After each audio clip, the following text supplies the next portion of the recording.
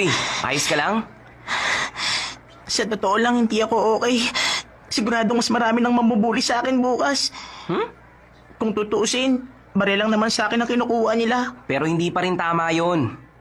Hindi ka ba naiinis? Dapat turuan sila ng leksyon. Pero hindi naman kasi ako kasing lakas mo. Ha? Hindi ako katulad mo. Marunong ko ng ninjutsu, hindi ba? Pumapasok ka ba sa academy? Hindi. Pero mula bukas, papasok na ako. Talaga? Bukas? Kung ganun pala, pareho tayo. Ha? Talaga ba? Nice to meet you! Yun ang gusto ng papa ko. Balang araw daw kasi, ang kumpanya niya, mamanahin ko kaya dapat matuto ko ng ninjutsu. Ganun ba? Teka, anong pangalan ng kumpanya?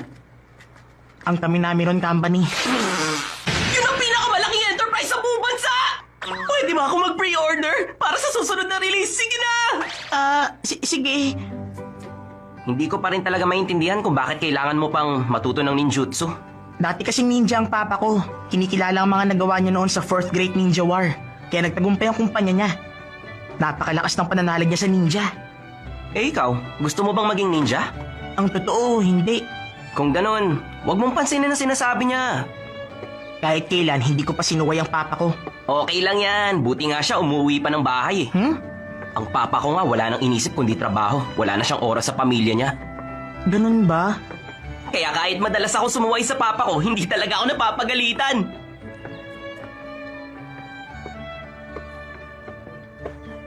Sandali, sino bang may pakialam sa papa mo? Ang mabuti pa, turuan mo siya ng leksyon. Turuan siya ng leksyon? Oo, ganyan ang ginagawa ko. Malapit nang matapos ang super plan ko. Pero nahihirapan talaga akong itago ang sikretong yun sa mama ko.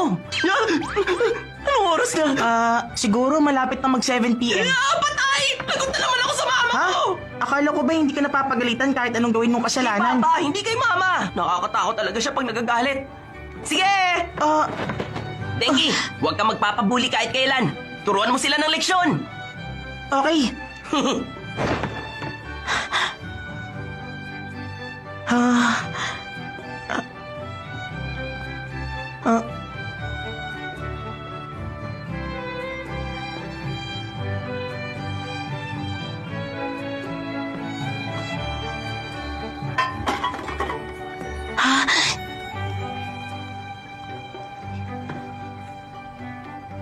Turuan ng leksyon.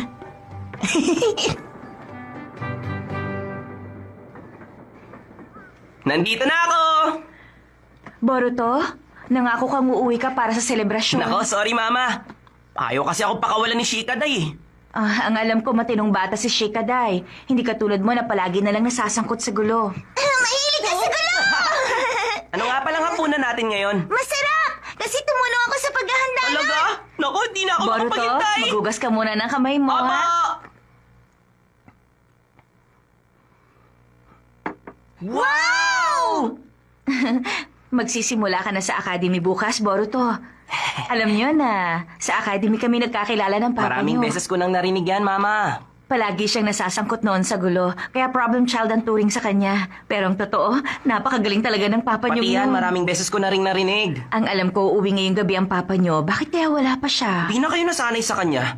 Parang wala na talaga siyang panahon sa inyong dalawa ni Himawari. Huwag kang nga magsalita ng ganyan. Ligtas ang Konoha kasi pinoprotektahan ng papa mo at ng mga kasama niya. Sige, Himawari, kain na tayo. Pero bakit kailangan protektahan? Wala naman tayong kalaban. Boruto, hindi lang makikipaglaban ang tungkulin ng isang ninja. Maraming kailangan gawin ng isang Hokage para masiguro na mapayapa ang buong bayan.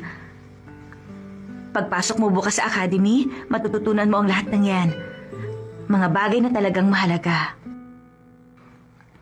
Ay, kalokohan lang yun.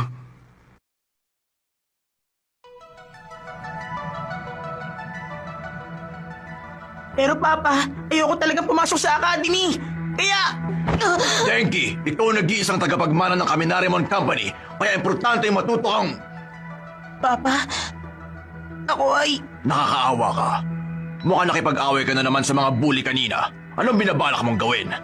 Makinig ka sa akin. Kailangan mo talagang pumasok sa academy para mag-training. Pero... Sino bang may pakialam sa papa mo? Ang mabuti pa siguro, turuan mo siya ng leksyon. Kailangan ko lang maging malakas, di ba? Kailangan kong patunayan sa inyo. Tama ka. Pag napatunayan ko yun, pwede ko bang pag-aralan na kahit anong gusto ko? Oo, kung malakas ka.